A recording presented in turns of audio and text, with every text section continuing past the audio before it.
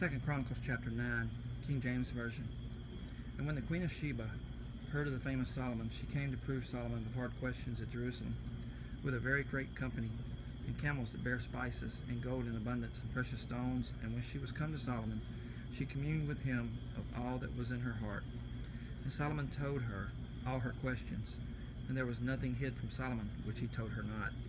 And when the queen of Sheba had seen the wisdom of Solomon, and the house that he had built, and the meat at his table, and the sitting of his servants, and the attendance of his ministers, and their apparel, his cupbearers also, and their apparel, and his ascent by which he went up into the house of the Lord, there was no more spirit in her. And she said to the king, It was a true report which I heard in mine own land of thine acts, and of thy wisdom. Howbeit I believed not their words, until I came, and mine eyes had seen it. And behold, the one half of the greatness of thy wisdom was not told me, for thou exceedest the fame that I heard. Happy are thy men, and happy are these thy servants, which stand continually before thee, and hear thy wisdom. Blessed be the Lord thy God, which delighted in thee, to set thee on his throne, to be the king for the Lord thy God, because thy God loved Israel, to establish them forever.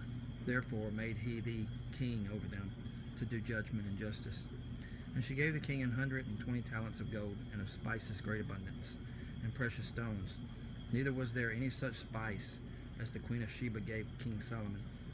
And the servants also of Hiram, and the servants of Solomon, which brought gold from Ophir, brought algum trees and precious stones. And the king made of the algum trees terraces to the house of the Lord, and to the king's palace, and harps and psalteries for singers. And there were none such seen before in the land of Judah. And King Solomon gave to the queen of Sheba all her desire, whatsoever she asked, beside that which she had brought unto the king. So she turned and went away to her own land, she and her servants.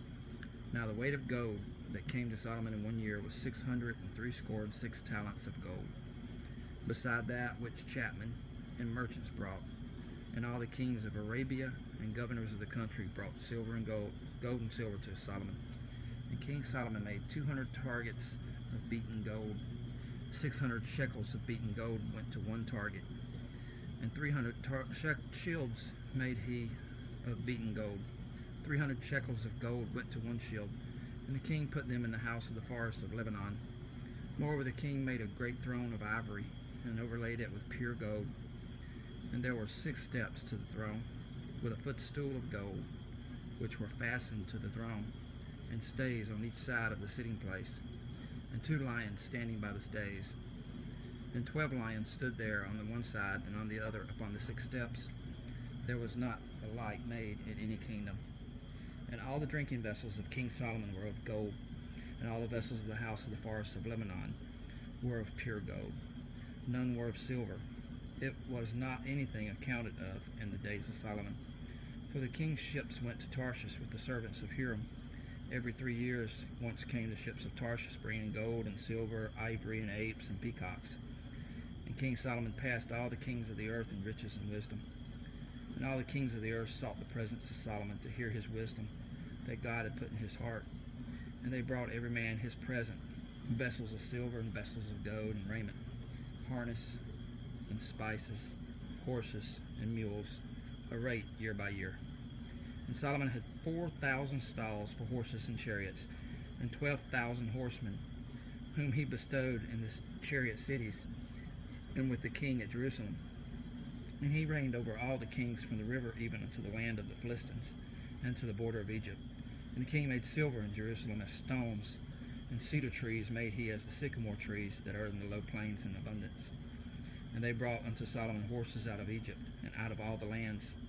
Now the rest of the acts of Solomon, first and last, are they not written in the book of Nathan the prophet, and in the prophecy of Ahijah the Shilonite, and in the visions of Iddo the seer against Jeroboam the son of Nebat? And Solomon reigned in Jerusalem over all Israel 40 years. And Solomon slept with his fathers, and he was buried in the city of David his father, and Rehoboam his son reigned in his stead.